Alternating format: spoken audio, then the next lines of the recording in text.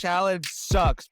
Drake May's the next Tom Brady. That's what we gotta push. We can't be the voice of reason. Penn State losing to the winless UCLA Bruins. James Franklin's seat is only getting hotter. I'm just gonna keep it a buck. It's miserable, man. Like, Chelsea can't win against bad teams. Oh, second decision just to get everybody talking about him and make some money just to announce his freaking sponsorship, bro.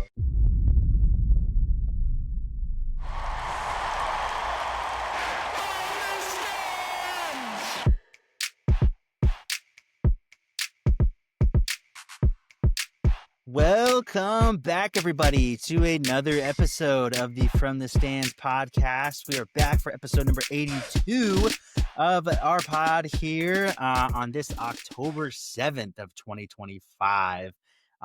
We have another jam-packed episode for you guys, as we usually do.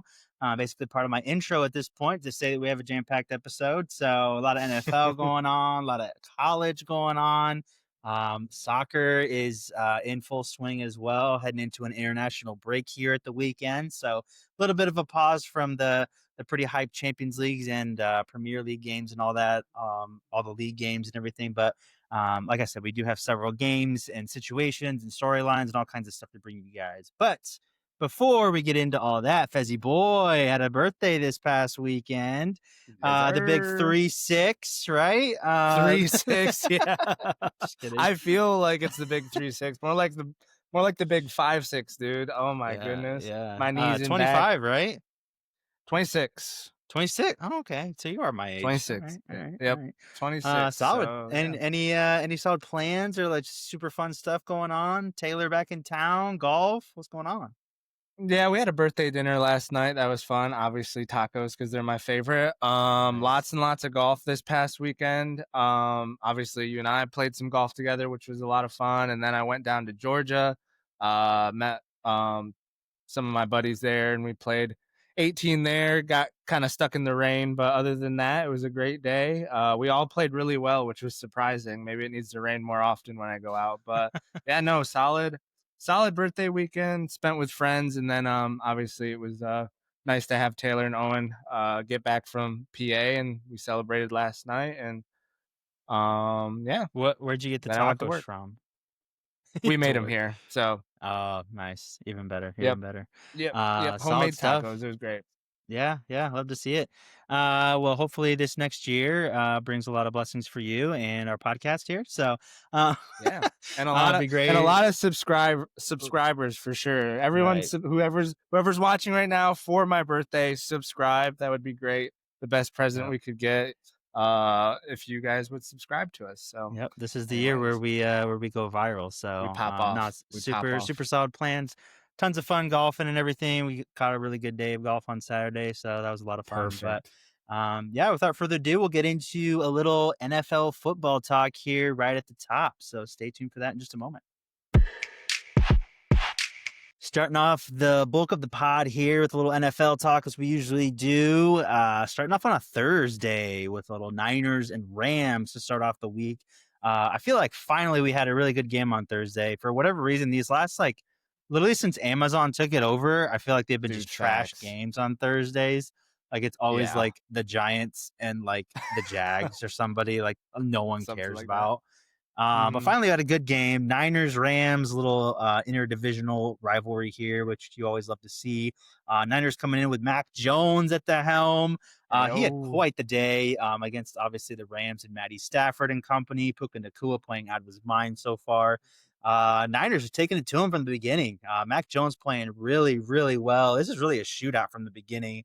A great QB battle here. Mac Jones ending with 342 yards and 2 touchdowns. Man's got just absolutely beat up. Like I remember seeing just multiple times him just getting destroyed. He stayed down for a long time, a couple different times. And then like the next play, you'd see him go back in. He's getting like crushed from behind on like a QB run. I'm like, what is going on? But stayed in the game. So big props to him. Obviously he was able to do enough. Kendrick Bourne really coming alive, almost 150 yards receiving. So really great win by the Niners, who led from the beginning and just like I said, were able to I guess resist a late Rams surge there. Yeah, definitely.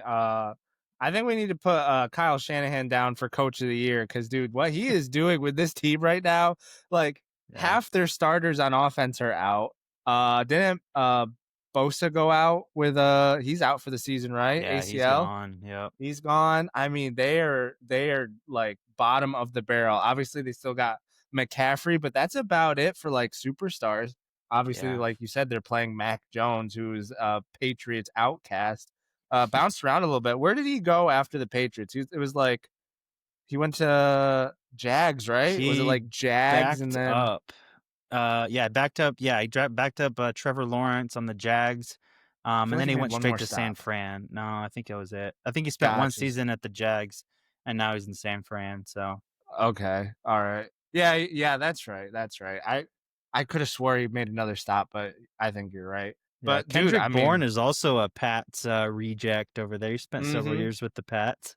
Yeah, yeah, for sure.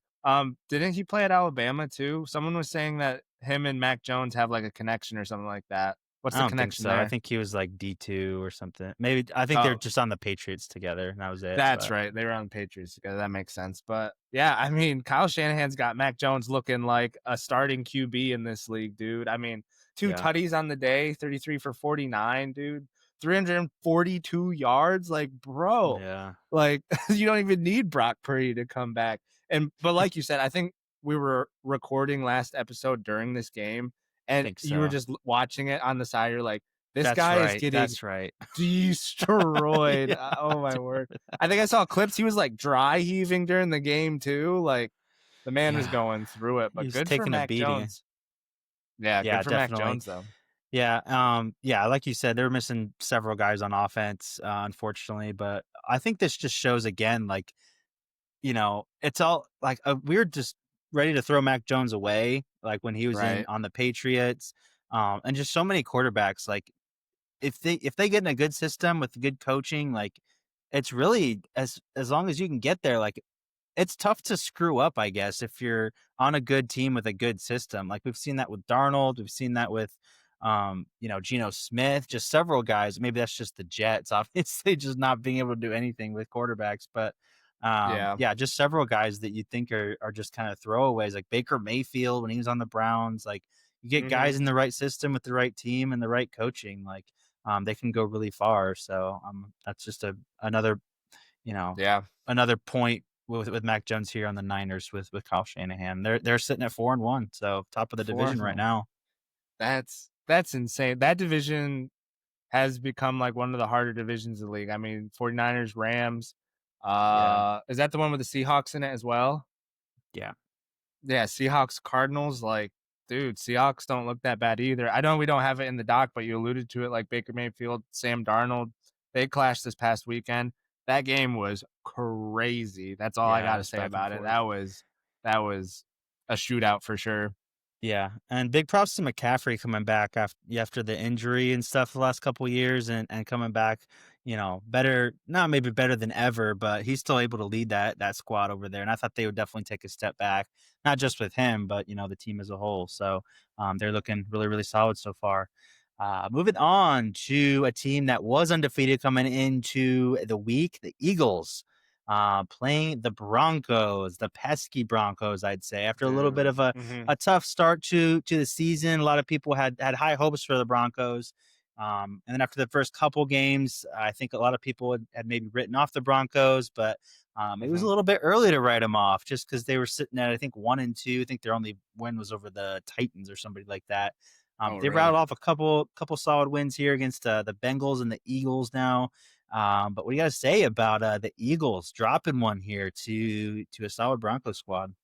I mean, the Eagles are the Eagles' worst enemy. Like that's just how it works. I think the offensive coordinator is definitely he's not hurting him in the way that a typical like new offensive coordinator would, but I think he's just trying to make like too many people happy and like the media will like push like, oh, AJ Brown's not getting the ball. So like Yeah. now we're gonna lose a game because all we're gonna do is I mean, I don't know the stat on it. I don't have it right in front of me. I probably could look it up, but I think Saquon Barkley touched the ball like Six six or times, 6 six carries, 30 yards. like that's just not a recipe for success. I know he hasn't been as dominant this year as he was obviously last year. I don't know who could be that dominant as he was last year, but I mean, you just can't like swing the pendulum one way. There's got to be balance somewhere, and it's Right. obviously not working It's out. So It's almost like they listened completely to the media and everybody being like, right, "You guys need to throw the ball." Like, how does Saquon not get the ball exactly. at least 15 times no matter what your offense is looking like?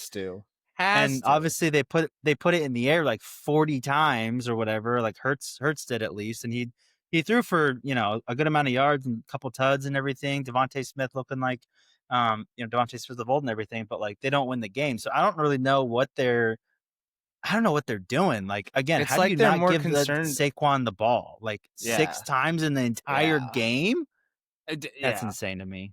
It's like they're more concerned about proving people wrong. Like people are like, "Oh, Jalen Hurts can't throw the ball. They can't win unless they hand it off to Saquon 25 Yeah. times." And so they're like, "Bet we're gonna not hand it off to Saquon." And like again, they're just their own worst enemy. Like, who cares? Just win football Yeah. games. Like I don't know, man. I don't know. And obviously, I've been on here critical as ever against the Eagles because 'cause I'm a Cowboys fan, but, like, I mean, if I was 4-0, I wouldn't be changing a thing I'm doing until and it has looked off. Like, obviously, the passing game is hurt. They've been barely scraping by and everything, but it's been working. Like, look at the Chiefs last year, how many times that they were in a one-score game and just they kept doing what they were doing, and it Hmm. ended up, with them in the Super Bowl. So, I'm not really sure what the game plan was going in, like, why they decided to change so drastically. And granted, they were up, like, 17-3 to start the 4th quarter, and Broncos just came all the way back and were able to pull this one out. So, little bit Yeah, of a choke there at the end, but yeah, really, really weird to see them just kind of collapse like that, and also just the game plan switch was pretty wild as well. But Bo Nix yeah, had a really good game. He was looking like his old self from last year. J.K. Dobbins was doing really well, good back. They gave it to him right. like 20, 25 times. Hmm. He was good on the ground as well. So just a solid all around effort from the Broncos, who are now sitting at 3-2. So they've pulled themselves back up after a little bit of a shaky start to the season. But obviously, this kind of goes for the entire NFL. But it just shows you how, like, not just week to week it is, but like those first couple games of the season, uh, like almost every team is like the opposite from where they started. Like we Yeah. were we were ready to write the Lions off, and now they look like one of the best teams in the league. Like Hmm. the Ravens are now like, in the dumps. Of course, they lost their first game, but the Packers, what do we think of them? Like the Broncos started slow, and now like, there's just so many storylines where just teams are turning it around. It just really takes most of the teams just a couple games to kind of get into what they're doing. So, I feel like um, there's I feel like there's a lot of parity this year. Do you feel the same way? Like I don't feel like there's a out and out team. Like you could have said the Eagles like a couple weeks ago. You'd be like, "Oh yeah, the Eagles are just gonna like run away with it because they're just like that good." But it like almost it almost feels like everybody's instead of like everybody taking a step forward and just there's like 8 teams that are good. A lot of yeah, teams have either, like, taken a step back or just don't look as undefeated, so, like, because of that, it's kind of like a up in the air for everyone this year. Like, right. That obviously, makes we'll get into sense. it in a second, but Bills just lost their first game, which I don't really think is a huge concern, which we'll get into in a second. But, like, Chiefs are down, Eagles are 4-1, but they look shaky. Like, the Rams are, scrapping away in their own division. Hmm. Broncos looked dead, now they're back up. Like, Chargers looked good, now they're bad. Like, it's Yeah, just everything's kinda evening out, and there's no, like, clear cut, like, yeah. contender, at least not yet. Like maybe there's one that's gonna emerge, but out of either Hmm. conference. But yeah, it's an interesting interesting feeling so far in the NFL. Hasn't been But a lot of consistency. I guess like that's yeah, the best way yeah, to it's a put it. good Not good a way to lot of put it. consistency. Like And no more water is undefeated finding teams. level Like though. Yeah, usually, obviously what the Chiefs did last year was kind of crazy and that they held on for so long. But usually there's still like an undefeated team into week 5, 6, maybe even 7 into the season, and we don't have that yeah. anymore. So Yeah, um huge upset weekend for sure. Yeah, yeah. That's a great segue into the Bills Pats. Bills coming in undefeated in Buffalo with this game. Pats get a big time statement win against a contender here. It just shows you also how toxic the media is. The media were like ready to anoint Buffalo when they were undefeated. They lose like one game by three Right. points, and now it's like, oh, concern in Buffalo. Like, I Yeah, don't know. dude. Well, the Just media is so the one funny. that But makes it feel so like less inconsistent. It's just like And You that's have their a bad job week too. and they're Like they just have to yeah. make the storylines, they have to exaggerate, and yeah. Yeah, maybe that's what we have to do, Sam. We gotta overreact to everything. Josh Allen sucks. Drake May's the next Tom Brady. That's what we gotta. That's what we gotta push. We can't be the voice of Yeah. reason. No one wants to Yeah. listen to that, apparently. Yeah. What do you got to say about Pat's big time statement win here against an in division foe? I mean, to be completely honest, I wasn't like keeping tabs on the Pats all that much, but apparently, like after the first 2 weeks, they really started like finding their footing. I knew their defense was gonna actually be competent and Yeah, probably slightly above average, but did not see Drake May taking this big of a step. He looked really, really good. Didn't turn the ball yeah, over. He was making some really, really tough throws. Obviously, his comp is kind of like Josh Allen just with his big frame and still being able to be a mobile quarterback. So, I mean, he for sure. outdueled him. And the biggest thing, though, Buffalo's defense is not good, man. It's not good. I feel like it's the same thing with teams with like really good offenses, like even Dallas, like their offense is not good. Obviously, Baltimore's defense is not good. So, but props to the Pats, man. I mean, this was supposed to be like somewhat of a rebuild year. Obviously, new coach trying to figure out if you have a quarterback in Drake May. Obviously, they do. And now they're winning games. And they're again, it's still kind of early, but like everything up to this point, they look like a solid playoff team. If they can win a game, that's to be seen. But like solid playoff team, a team that probably no one really wants to run into because on a good day they can do what they did to the Bills. Yeah, yeah, for sure. I definitely agree that the Bills defense is um it's definitely a step below what you'd expect from a contender. Their Hmm. offense I still think is really solid. I still think that James Cook, obviously Josh Allen goes without saying. Their receiving core, I don't know. Like, I think it might be a little bit underrated. It goes week to week where I'm like, man, they need help, and then the next week, like everybody contributes and catches 5 passes Right. apiece, and it's fine. But It's like a um, Green Bay light, kind of yeah, like. I'm not in the camp of being worried about the Bills like at all. Like they're 4-1.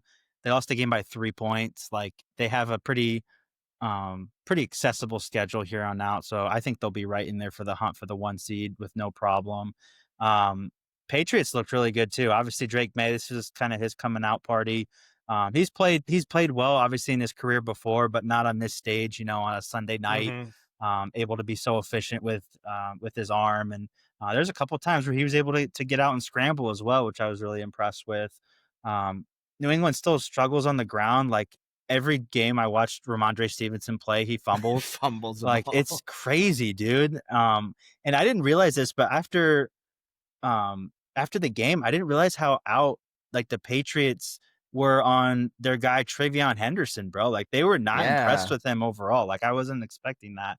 And maybe I just haven't watched enough Patriots games to see that he hasn't been doing so hot, but I remember he was, like, the biggest, baddest thing coming into the season, and that was, like, across the NFL. Like, I even wanted him on the Cowboys, obviously. So, Hmm. but the biggest thing I think coming out of this is Stephon Diggs. Obviously, it was kind of a revenge game for him, but even in the last couple weeks, I was saying that hadn't heard much from him. He wasn't, um, you know, leading that team as far as receptions go, or not just receptions as far as a stat line, but like being that guy, that go-to guy. And Yeah. obviously he had, a huge game against his old team.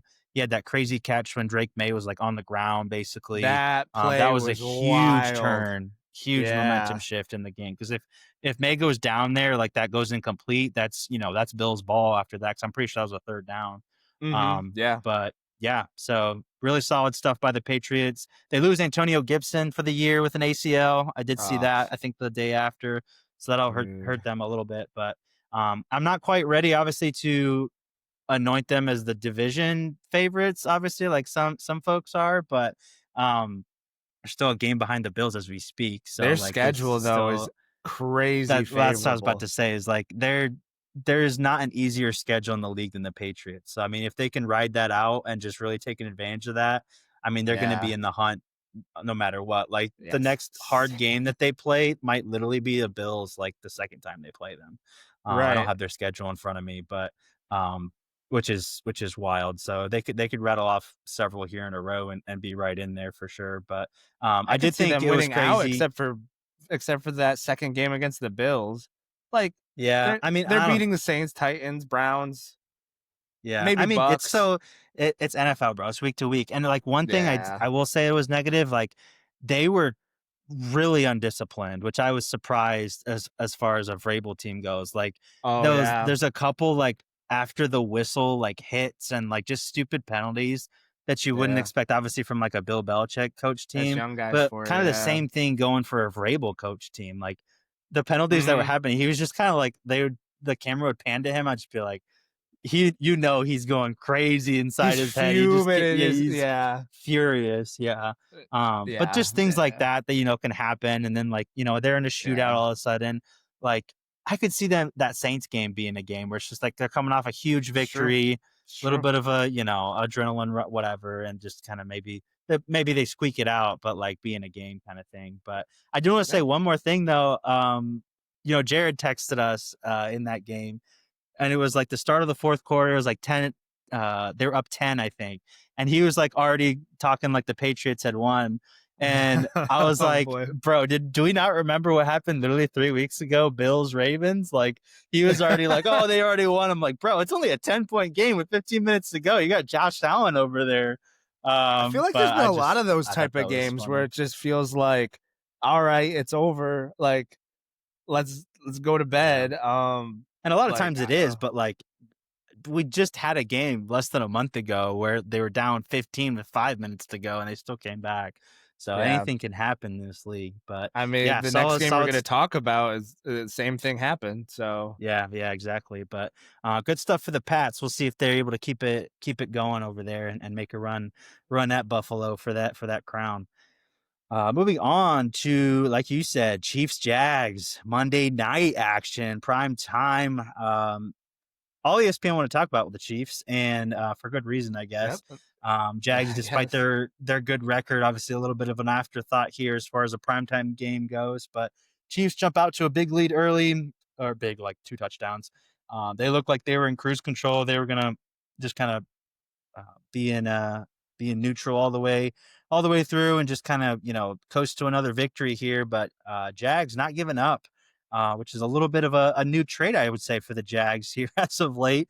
Yeah. Trevor Lawrence able to rally the boys and really just churn out a well fought victory. Absolutely insane play there towards the end. With him Mhm. falling down twice and somehow still getting it in. That Dude. was that was pretty wild. Uh-huh. But did you see this whole game or did you stay up for it? I didn't stay up for it. I was watching a little bit. I did watch the highlights and saw the stuff people were talking about today. Yeah, that play at the end of the game was absolutely insane. Literally fell over like twice. In an interview, he was saying, "Yeah, I was just trying to get up so I could chuck the ball in the back of the end zone." And he's like, saw a lane, took it, ended up scoring. But Yeah, yeah, I think this is kind of like one of those games that goes to your point where, like, obviously the Jags have like taken a step forward. I wouldn't say four a and one, massive 4-1. 4-1, 4-1. But like with the Chiefs, like you alluded to earlier, taking a step back for sure. Obviously, they're going to get Rasheed Rice back here soon. Their offense does not look bad. What's kind of wild is their defense might be the weaker part of their team right now? Question mark. I mean, What do you this think game, about yeah, that? this game for sure. Yeah, I don't think as a whole that it's going to be like that all Oh yeah, season. yeah. No, Um, But yeah, this game it didn't look great. Chris some Jones outed on a couple of his plays for the effort he was showing. Not a great yeah, look yeah. for him, as much money as he's making. But Yeah, that wasn't good. I can kind of see where he's coming from because, like, there were like 3 or 4 times where it's like, all right, boys, he's literally already on the ground. Someone just touch him. exactly, So it's like I can yeah, kind of see where he's coming from, and then like by the time he's kind of like realizing like, oh shoot, he's like going. It's like the pursuit is kind of like there's no point. yeah, But still, and you'd like to see someone you're paying that much money put a little more effort into a game deciding play at the end of the game. yeah, yeah, yeah. I think one of the things in this game too is the thing that's made the Chiefs so good for so long is like they don't beat themselves, and they definitely like. I'm not going to say it was completely because it was all because the Chiefs were screwing up, but they were given the other team a lot of opportunities that they don't usually like the interception on the goal line from Mhm. Mahomes, and then the countless like special teams penalties, like that Jack Cochran guy, like getting penalized like Ayo. 3 times on straight like back to back to back kickoffs or whatever. Yeah. Butker kicking one out of bounds, which is like not like him at all. Like just little things like that that you don't really expect from the Chiefs. Mhm. I think was kind of the nail in the coffin for them. Obviously, they were up early. Their offense looked really good, like especially in the first half. They were rolling. They were getting everything that they wanted. Tyquan Thornton, he's kind of Yeah. the newcomer of the season. Another Pats reject going Yeah. somewhere else and able to put something together. But um, Patty Mahomes, throwing for over 300. Obviously, the untimely interception, but their offense looked okay. But kind of like what you were saying, the defense just didn't stand up when they really needed him to, like they have in years past. And still think the Chiefs are going to be fine. Like again, they're not going to beat themselves like week in week out, like we Yeah. saw against the Jags. Jags are going to be a good team this year.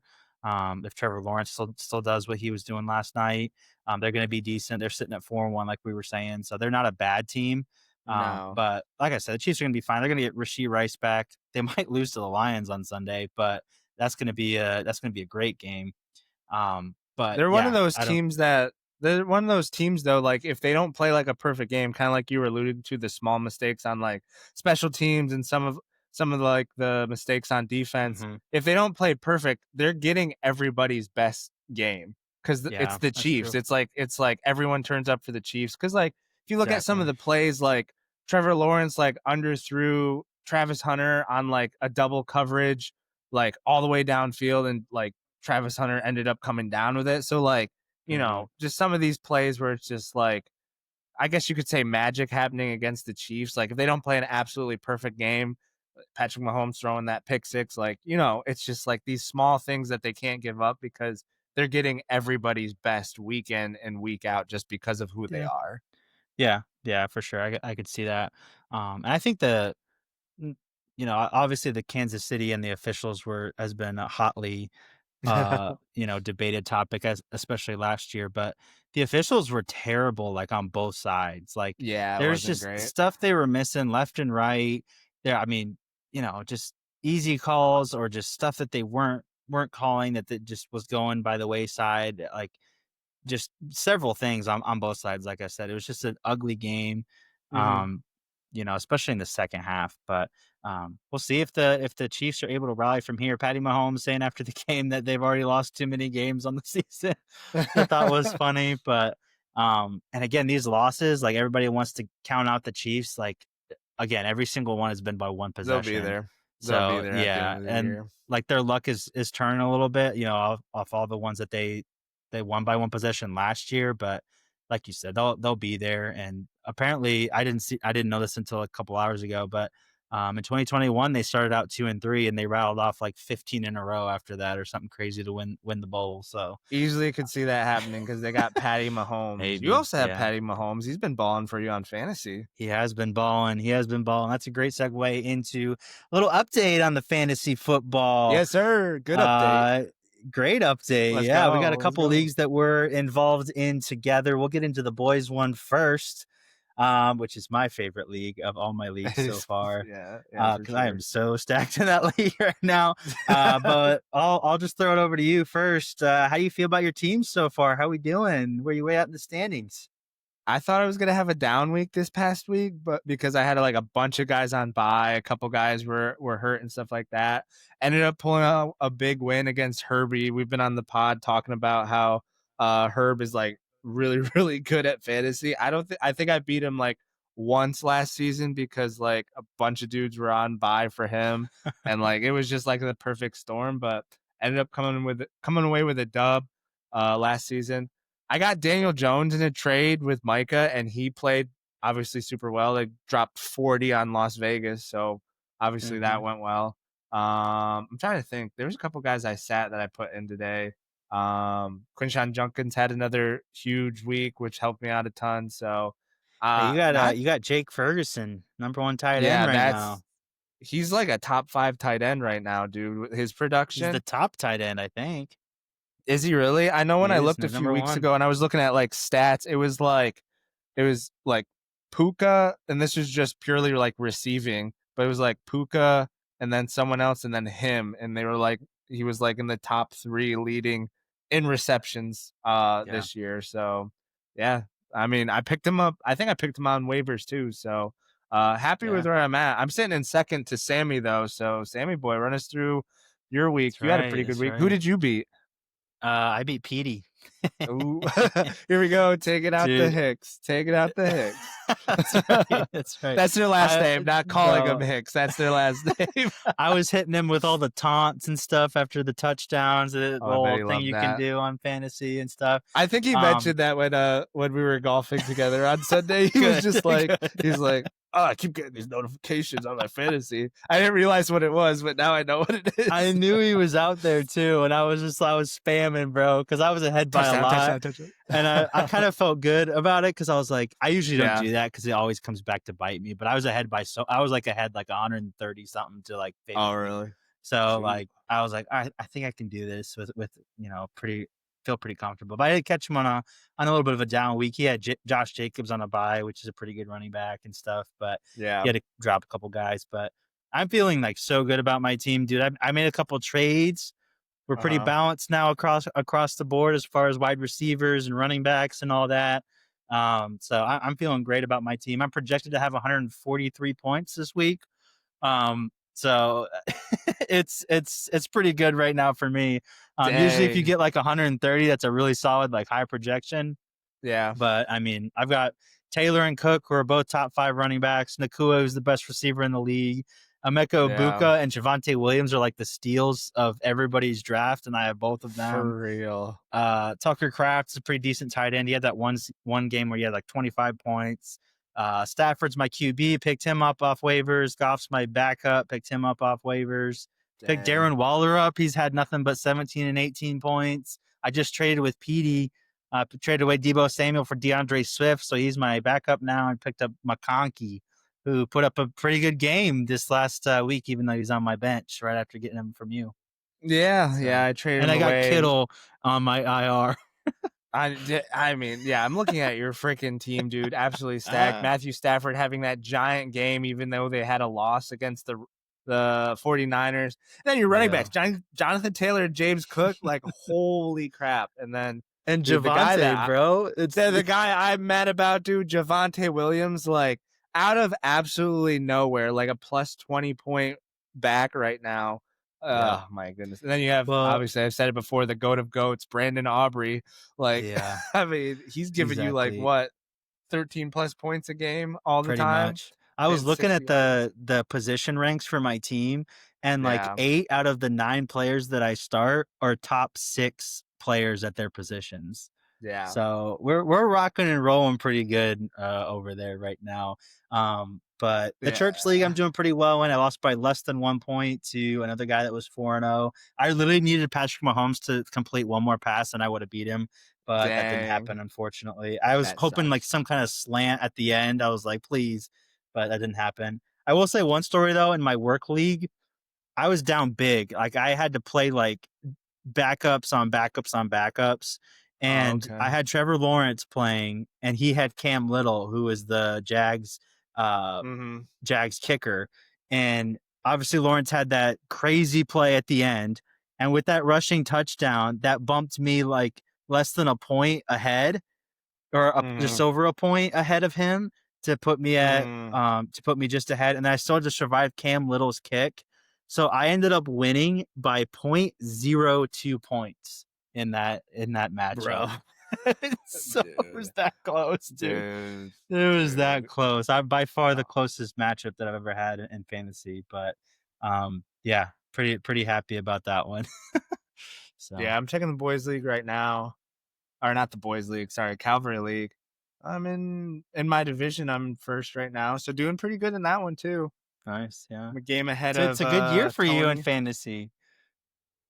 I know this doesn't No normally happen. threats I'm of not quitting used yet. to So no threats of quitting yet. Just wait until week 7. It's coming. It's when you coming. rattle Week off 7 four it'll L's in happen. a row. Exactly. It'll probably start this week now that we've hyped it up and talked about it. But yeah, solid fantasy year so far for the boys on the pod. Yeah, Love to see yeah, it. good Love to stuff. see it. Barring any injuries, we're gonna be there.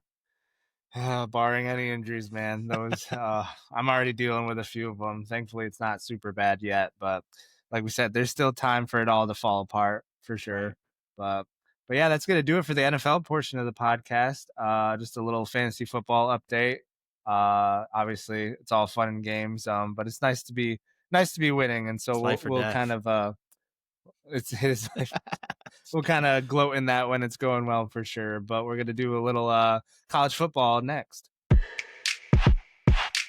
Alrighty, taking it down a division to the college ranks here. We got several good games for you guys, 3 or 4 ranked on ranked or ranked against a really good team.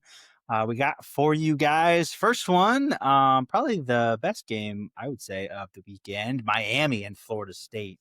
Nice little in-state rivalry here. Miami, the Hurricanes, coming in as the number 3 ranked team in the country, playing the Florida State Seminoles, which is a pretty pleasant surprise out of this year. Nobody knew what they were going to be coming in, but they put together a very solid year so far. Coming in at number 18 into this game, Carson Beck. This was his big time game, throwing for 4 tuds, 250 yards.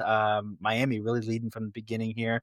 Tommy Castellanos and company not able to really keep pace, and Miami's just really able to just impose their will and show that they're for real this year. I think Miami's kind of been known to in the last couple years to start out really strong, kind of choke away leads, and just kind of not be there in the end. But they beat several good teams now at this point. They played Notre Yeah. Dame first game of the season, squeaked out that one. I think right at the end. I want to say by like three Hmm. points.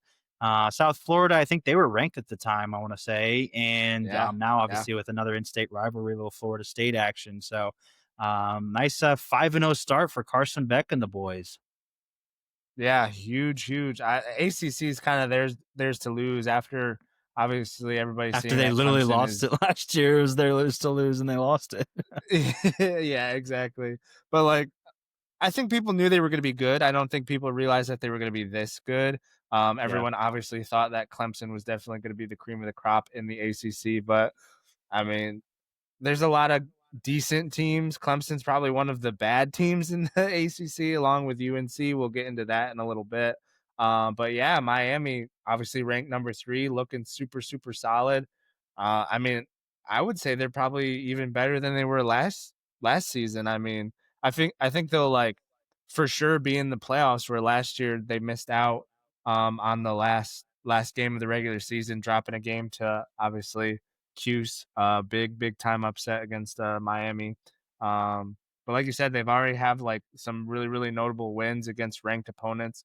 Probably the biggest one was Notre Dame at the time because they were ranked 6th. Um, UC U not UCF USF was actually 18th, and then Florida State, who they just beat, was the new 18th in the AP poll. So all solid right. by them. Carson Beck's Yeah, playing out of his mind after transferring from Georgia, so still has some magic there. Some would say. yeah, yeah. He somehow, even though he's kind of an up and down, I wouldn't say necessarily up and down, but definitely towards the end of his days at Georgia, he was a little bit inconsistent, but still finds his way Mm, onto a contending team and everything. And I really like their receiver, Malachi Tony. He's kind of developing into a mm. um, pretty big NFL prospect here as the season goes on. He's really led the way as far as their receiving core goes. So, kind of what you were saying, Miami, I think, is for real this year. Finally, they're kind of able to close out games now, which they weren't doing last year. And even though they weren't as great to start the season last year, they still had a chance to go to the ACC championship. Obviously, play for a place in the playoff, and they kind of choked it away against your Syracuse boys over there. Which, by the way, Syracuse has lost both games since they beat Clemson, so just going Yeah, downhill after they beat the Tigers. But we show um, up against Clemson. That's it. yeah, That's yeah. about it. Miami looking real good this year, but keeping it in state, going over to Gainesville, Florida, Texas, Florida. This game was also one of the top ones of the day, and Florida just taking it early, like is kind of been the theme in this one.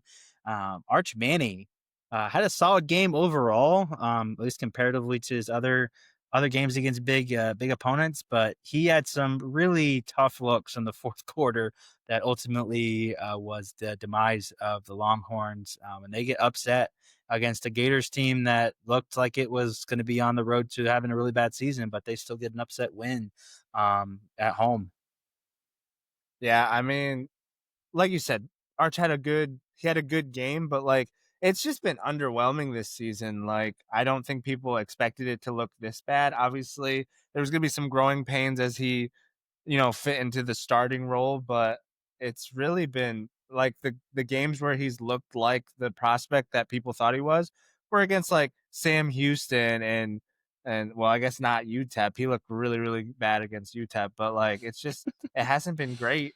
And Florida, I guess their defense is good, but like it's a game that I feel like Texas should have won. Florida's kind of been on the decline, not as good as people thought they were going to be this season in the SEC or in any even in non-league play. But yeah, just really really disappointing. Didn't you have Texas? Was that your pick for the Natty?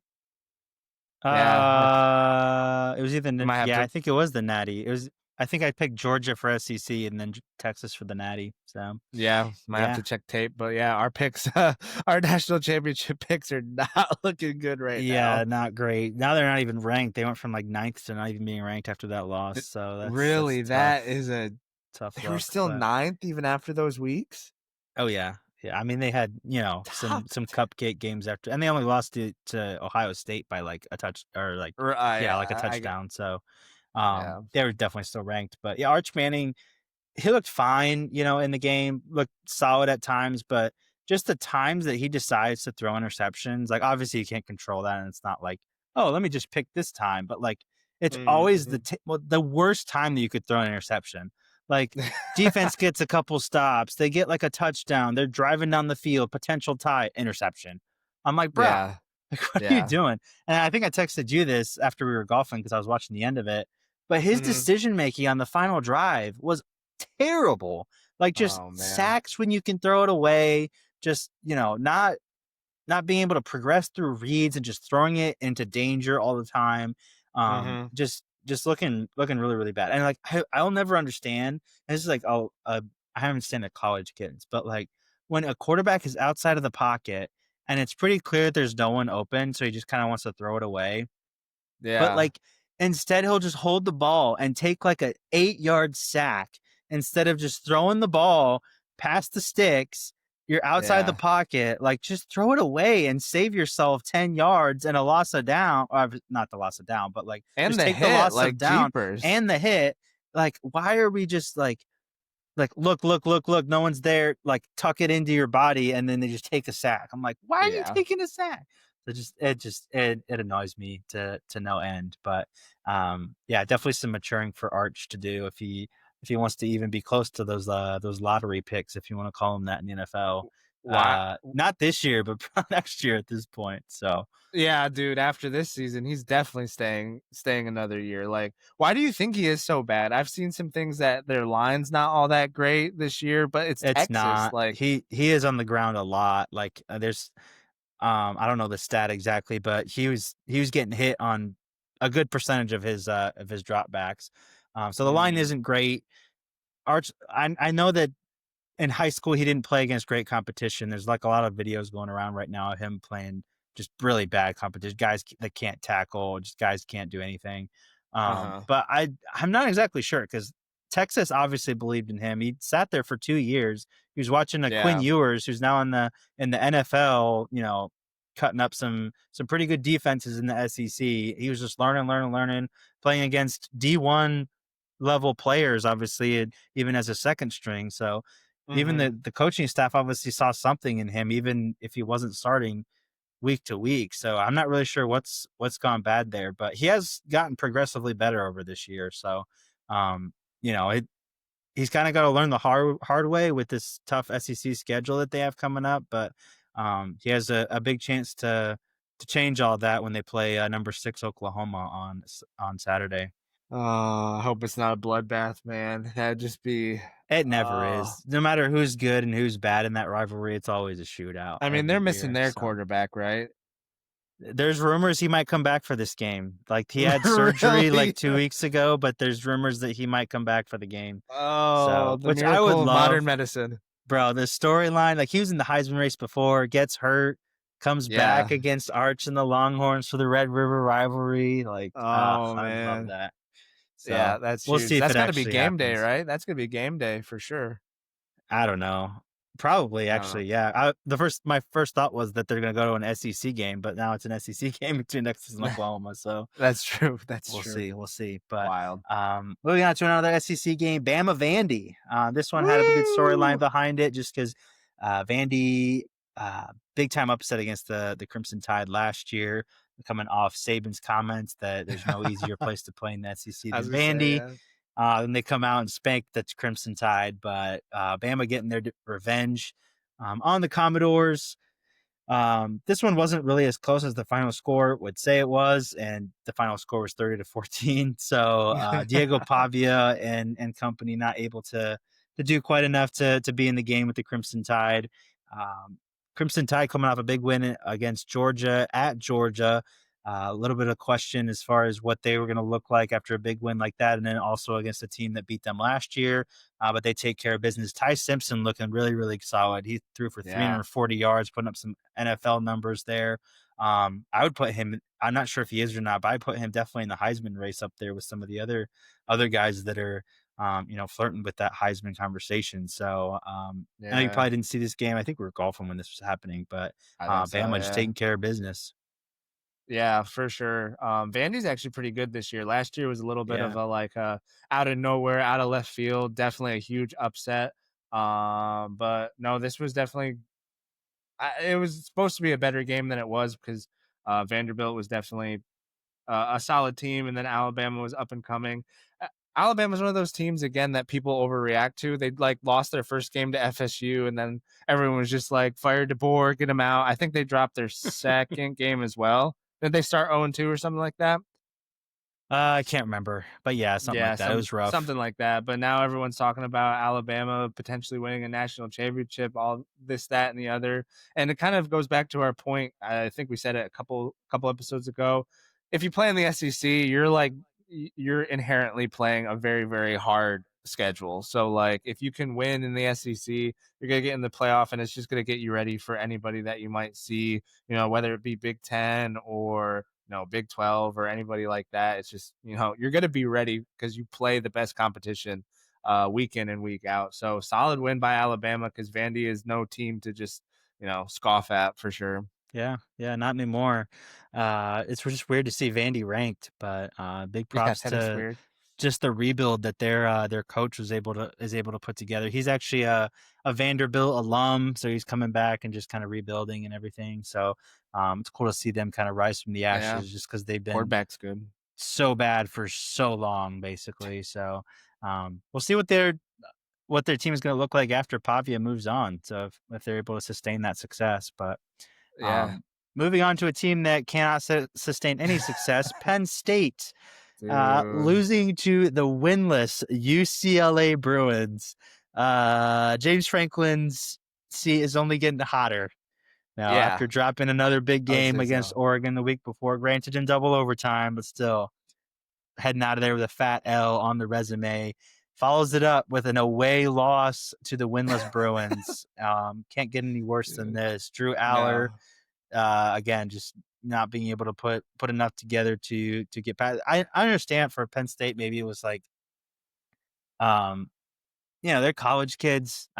Sometimes I forget this, that they're like a bunch of college kids out there coming off Yeah, a huge, huge game where they still weren't able to get it together. All the pressure that we've been talking about the last 2 weeks as far as Penn State and the stigma that they have around them, just not really coming to play against a team that they might have thought that they could just run over. But Nico Iamaliava, his first win for the UCLA Bruins comes against number 7 Penn State, who are now also out of the top 25. I mean, they gotta be. They gotta be. They lose to Oregon and then come in and lose against UCLA, bro.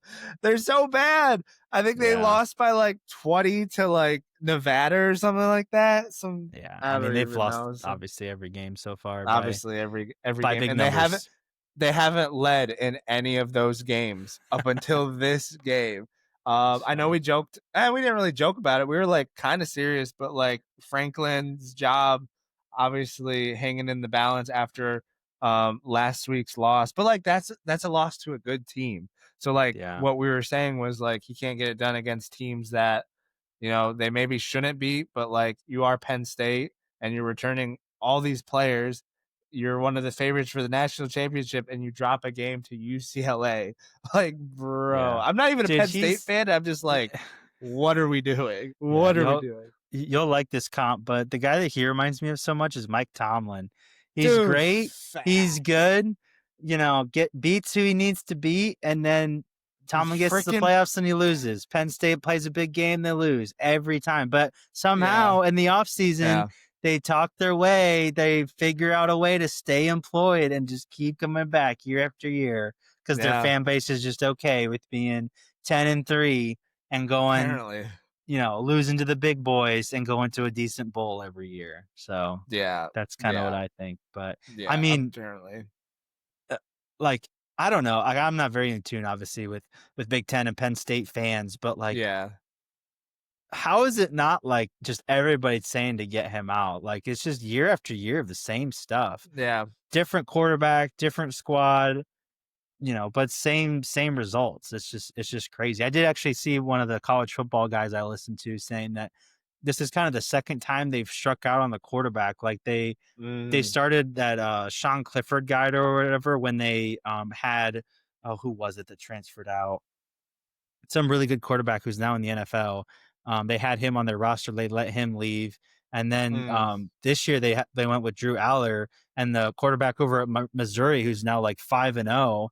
He was on Penn State last year, which is pretty dude. funny. So they keep That feels sticking bad. with the wrong guy as their quarterback too. Yeah. So And kind tough of look. you kind of mentioned it when you were talking about, but you were just like, maybe they didn't turn up for this game because it was UCLA and stuff like that. And you forget that they're Mm-hmm. college kids, but like, yeah, they're college age, but you can't call them college players now. They're Yeah, getting they're paid. professionals, right? They're getting paid so much money. Like, you better turn up because you are making like back in the day when you weren't making, it's like, sure, like you have no reason to care. All right, that's fine. Other than like the pride and the patch on your jersey, but like now it's like, dude, you like if there were contracts involved, I'm sure there would be some like losing some money if you're dropping games that you shouldn't win or shouldn't lose, rather, excuse me. But yeah, I just it's just wild to me that you can lose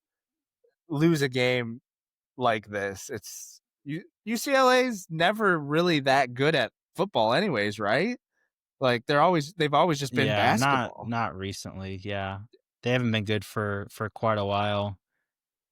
Yeah, not good. But Not do good do at you think he all. survives another off season, or what do we Uh got? What do kind you of a think? back to your point, like if this was the SEC, he'd probably already be gone, like to be completely honest. But the fact that it's Probably. Big Ten and it's all these like Midwest teams and then like, mediocrity of Pennsylvania, like you kind of alluded to, Mike Tomlin, like, if it was like any other fan base, they would have probably gotten him out already. But I don't know. They're just all right with being all right, I guess.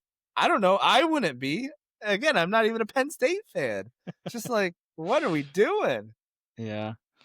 Yeah. Yeah, I don't know if they'll fire him or not, but I don't you know, man. you were on the podcast saying that Tomlin should stay after all of his playoff losses. Well, Tomlin doesn't have losing seasons. True. Franklin Neither does Franklin James does. Franklin. No, he doesn't. Really? Yeah, I mean, he's at least bowl eligible every year, but he always loses to the same Well, squad. good for So good for him. He just can't get it done when it matters, I guess. I mean, Tomlin can't either, but this is I different this year, mean, though. Tomlin's looking pretty good this year though with his Steelers, so it's got them sitting at the top of the division. Yeah, We'll see if they're able to hold on. But yeah, definitely. um, last game we'll touch on here: UNC getting destroyed by Talk about a bad Clemson coach. here. Talk about just a battle of the beatens. Yeah, UNC. This is supposed to be kind of a good game, despite the teams being at the records that they were. Bill might actually be the worst college football coach there is. Going from the top in the NFL Yeah. to one of the worst in the college ranks, with UNC just getting destroyed at home. There were people leaving in the second quarter because it was so out of hand. Oh What do boy. you got to say about the old Tigers getting one over on UNC here? I mean, I guess a get right game for Clemson. I don't know how much of getting right you can get against UNC. But is Bill Belichick the opposite of Saban? Like all-time great NFL coach, worst college coach, and then you got Saban, who again I don't know his record or like I didn't obviously it was Wasn't way great on the before our time, Dolphins, yeah. but like was not a great NFL coach, greatest of all time college coach. So like, I mean, and they were on weren't they on the Browns coaching staff together Yeah, at one yeah, they point? brushed Yeah, shoulders a little bit on the Browns. I think yeah, somewhere else too, if I'm not mistaken. But maybe yeah, Miami, something like that.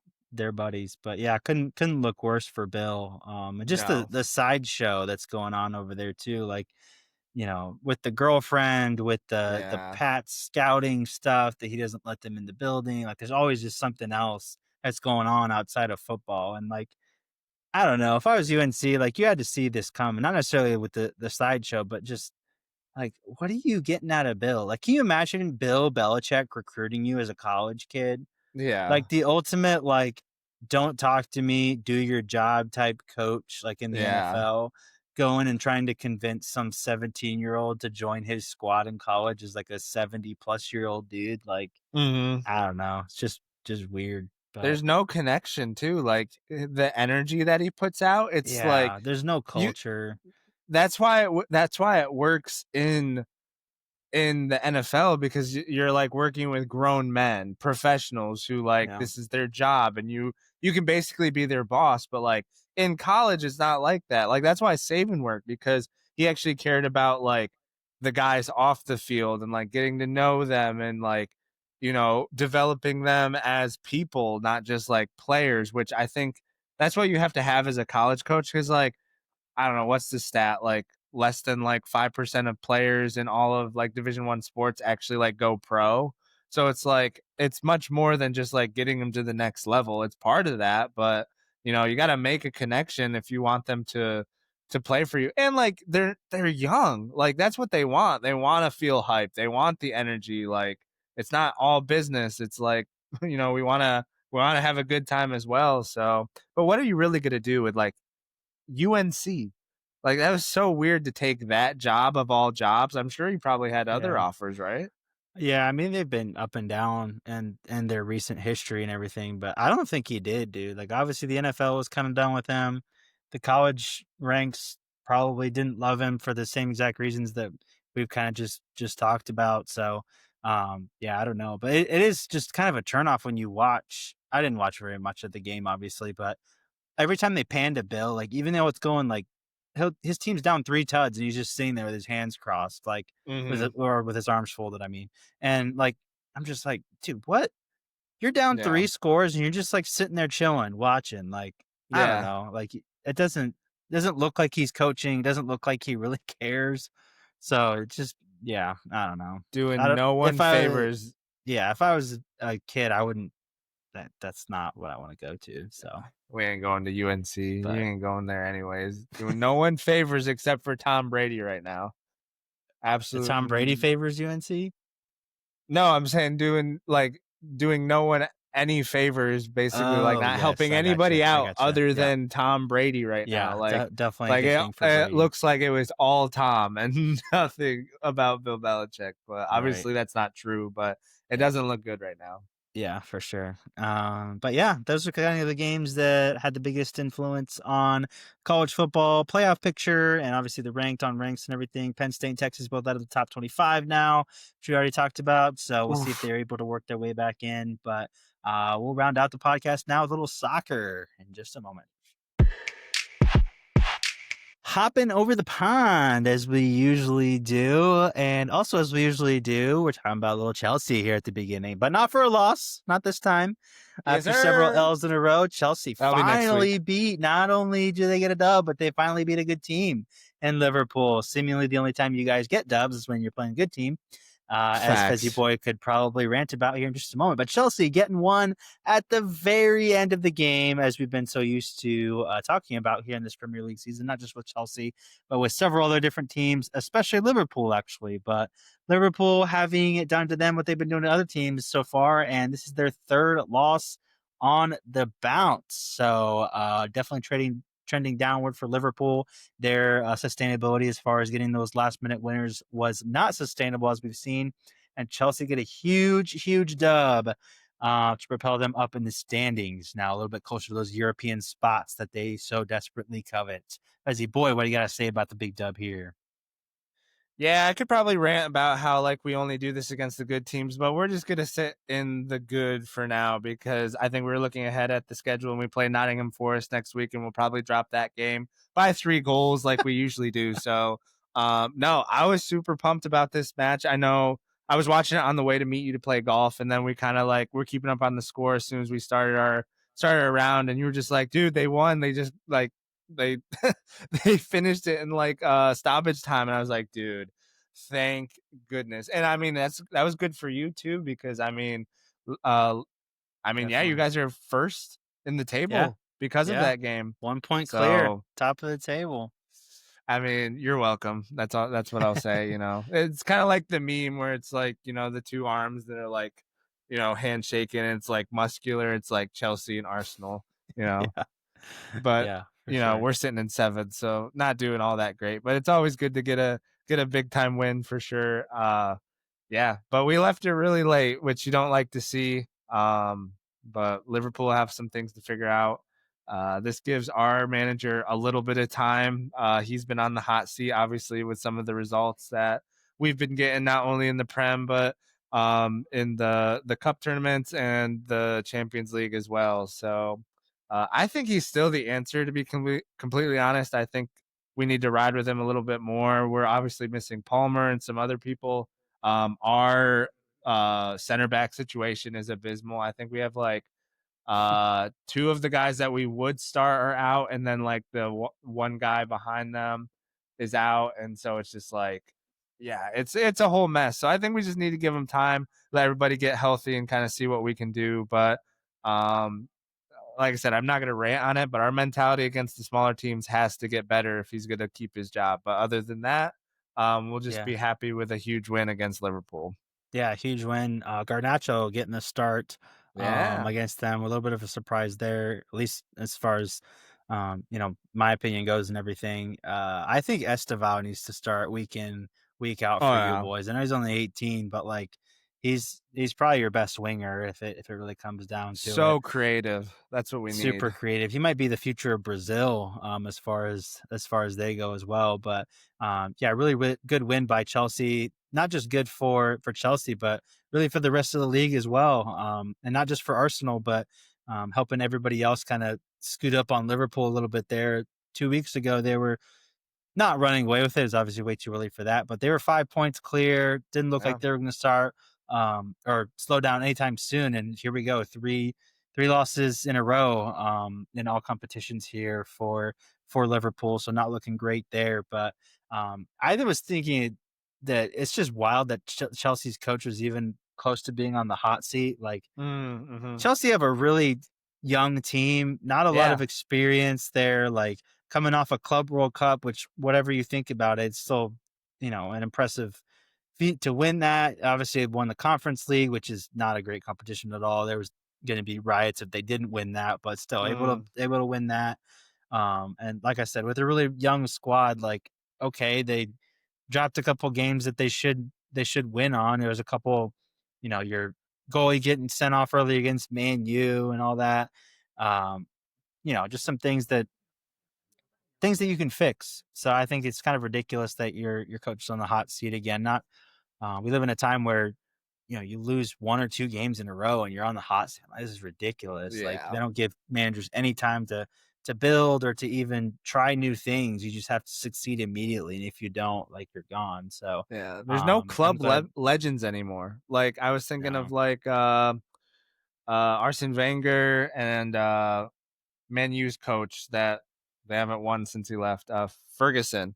yeah, Like there's no people that are tenured for like 10 plus Well, years. It's all 2, 3, and then you're gone. and they're not gonna make him anymore because, like, even No. Ferguson, I think he struggled for, like, a year and a half, 2 years at Man U before he really started to right the ship, and Mhm. that just is never gonna happen anymore because in today's day and age, you get fired before the year and a half, 2 years are up, so it's just Yeah. it's tough, so, um, yeah, I don't know, it's really sad, the state of the coaching, like, the most tenured coach right now in the Prem. I think Pep's been there longer, but Arteta's like in second. He's only been there Yeah. since like 2020, 2021. Yeah, So I was gonna say. not very long at all. So, and there'd be people that think that he should have gotten canned by now, just the lack of trophies. And that one, that actually be legitimate. Obviously, I've been on here before, but, uh, Right. that might be a little bit too long to be like, all right, maybe we should change. But he's Yeah. obviously still there and sitting pretty at the top of the table.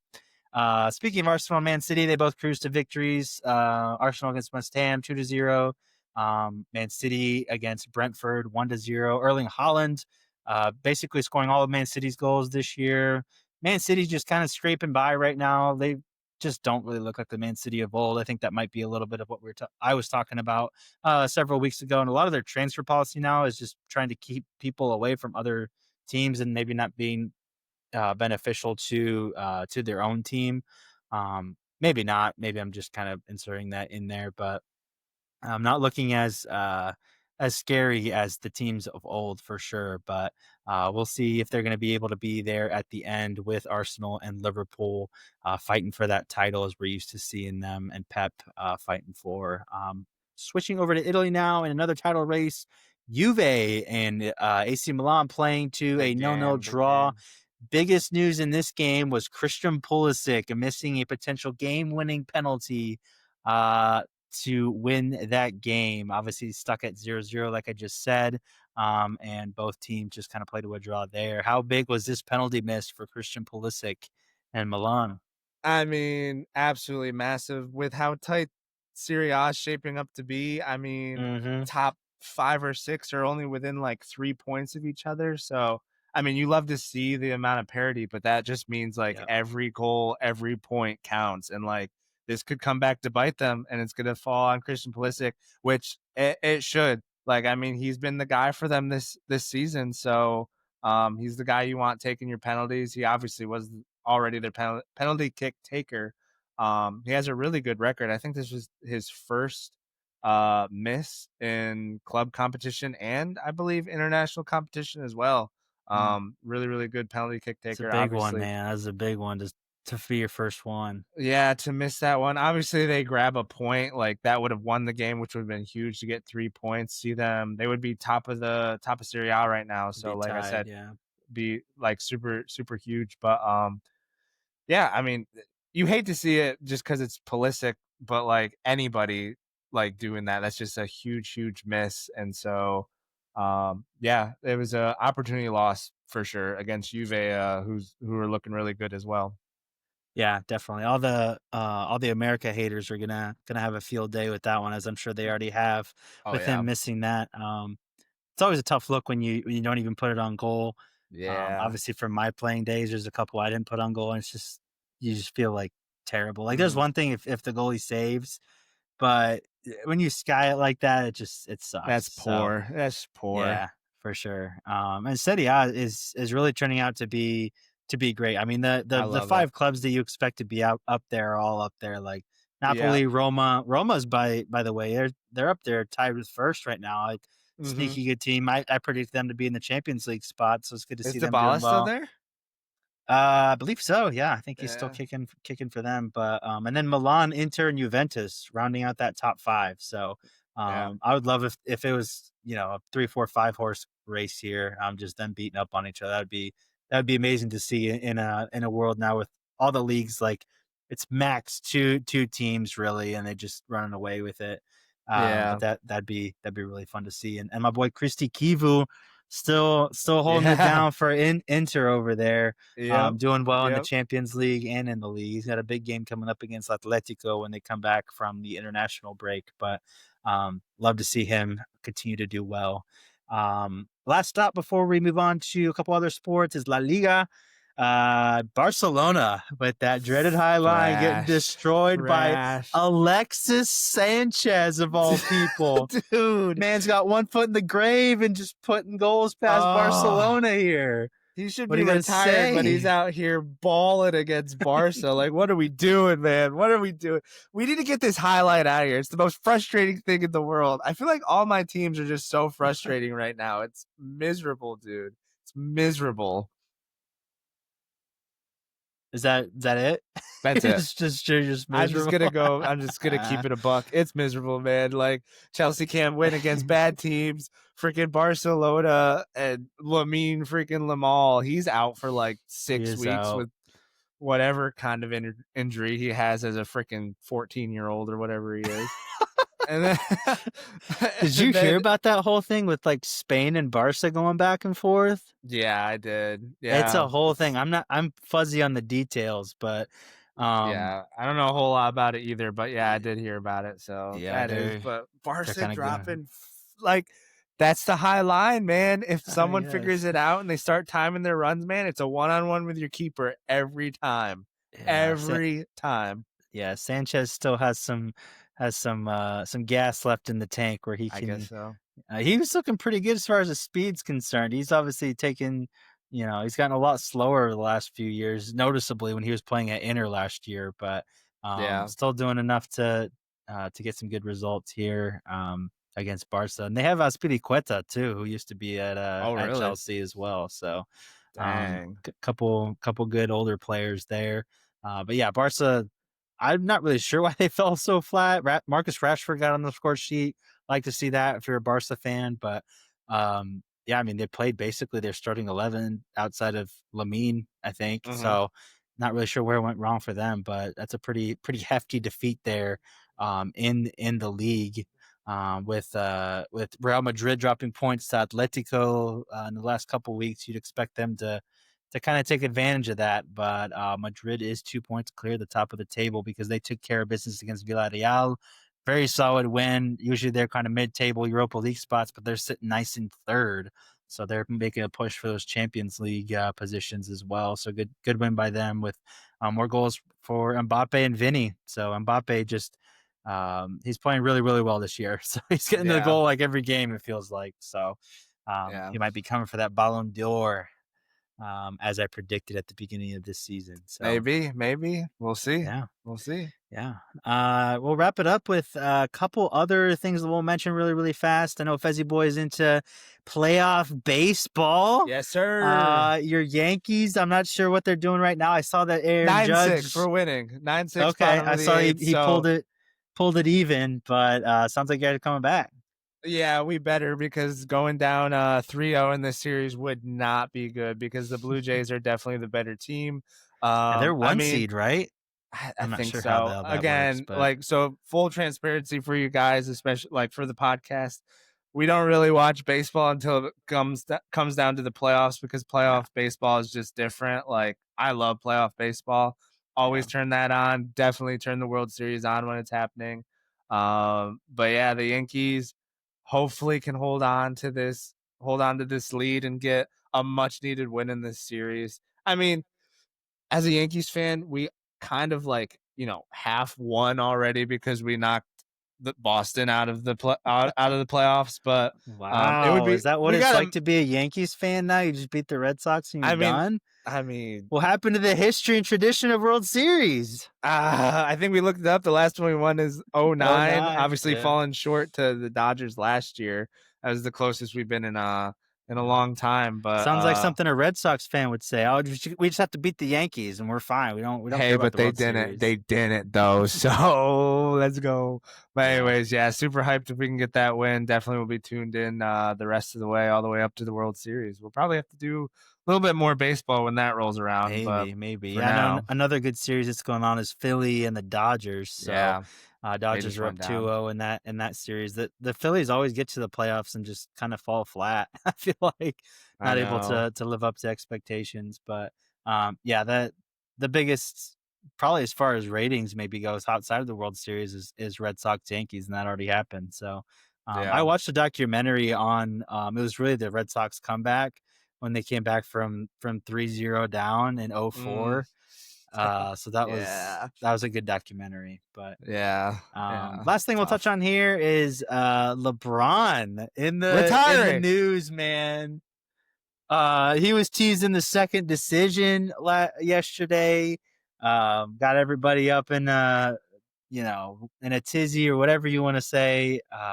People were buying up Lakers tickets like crazy because they thought he was going to say he was going to retire or It wa whatever. This is his last year. Blah blah blah blah blah. It turned out to just be an an ad ad. for I don't even know what, but it was like a sponsorship deal of Wasn't it some like kind. Hennessy That or was something like, like that? yeah, something like that. And first of all, when I first saw this, I was like, this is literally nothing. This is LeBron James being LeBron James. I think this is the most pathetic freaking thing that he can do. Like, I'm a LeBron hater, but this is low even for him. Like, he just cannot stand not being in the news and in the spotlight. That in the off season, he's got to come on and be like, oh, second decision, just to get everybody talking about him and make some money just to announce his freaking sponsorship, bro. Like, Yeah. get out of here, dude.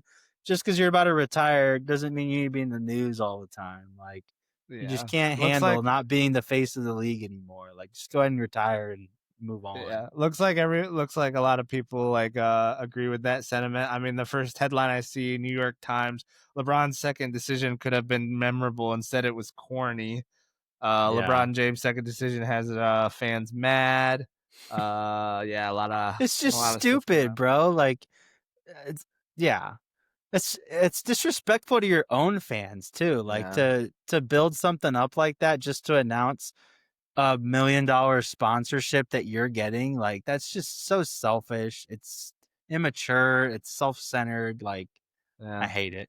But Yeah, it was Hennessy. I literally had to scroll like way down to actually see what the ad was about. All the rest of it is all about how people hate what he did and it was so dumb and stuff like that. And it's dumb. I will So dumb. I will attend to agree with you and the rest of America, I guess. It was just like, what are we doing? Like you're just like I don't know, like causing I wouldn't say a panic, but like kind of like what you said, just getting everybody up in arms, like holy crap, here it comes, and then he's just like, nah, this is because I'm Yeah. collabing with Hennessy. I've I felt like I wasn't even like I knew from the beginning it wasn't gonna be anything like that because He's like not gonna do it so that way. Yeah, so little of what he does now actually has to do with basketball. You're just like, oh, this is just another it's side just whatever. show Yeah, ploy to get money or whatever. So he just needs yeah, to retire so Luca can officially take over and realize his full potential. yeah. They're not even playing which I guess they wouldn't play in the preseason, but Uh, like whatever. Did you see Draymond Green's comments? I don't even know if it was a real comment. It could have been nah. someone like faking it, but they were just like, "This better be because you're trading Bronny." And I was just like, dude, if that was the case, that would Oh my be goodness. hilarious. I saw But everybody saying that he's going to wait for his second son now to come play in the he NBA. might. His second son's gonna Make be their better. Lakers use another draft spot on one of his sons. Hey, hey, this one though would actually help. Like he's gonna be better than he's already Yeah, better than Bronny because he's actually probably. like he actually has size and like Yeah. you know, and He can I'm move a little bit too. yeah playing at Arizona. That's a good school. It'll be cool to Yeah, see him. He'll for actually probably sure. play a bunch though. Bronny didn't play all that much. I know he He had was the a heart. bench player for He USC. had the heart issue for sure, so that didn't help him. But like, I don't even Yeah, think but he before was on that, the like, bench before that too. yeah. So, So yeah, it'll be interesting to uh, see. LeBron got us all again. I didn't think he was gonna retire like that, but you never know. It's LeBron, and frick then it LeBron. turns out to be an ad. But that's a good way to end the pod, Sammy. I think that's a pod. That is a pod. All right. We appreciate you guys tuning in once again. We would appreciate it a lot if you guys would like and subscribe on the. I don't know why I can't get this stuff out. I say it every week. I feel like I get tired and I just words get stuck. Like and Anyways, sub. what's that? Like and sub. That's right. Like and sub. Maybe we should just have you do it. Yeah. Like and sub, like Sammy said, follow us on Apple and Spotify. That would help us out a ton. Rate us there. And we appreciate you guys, and we will catch you guys on the next one. I Peace. peace.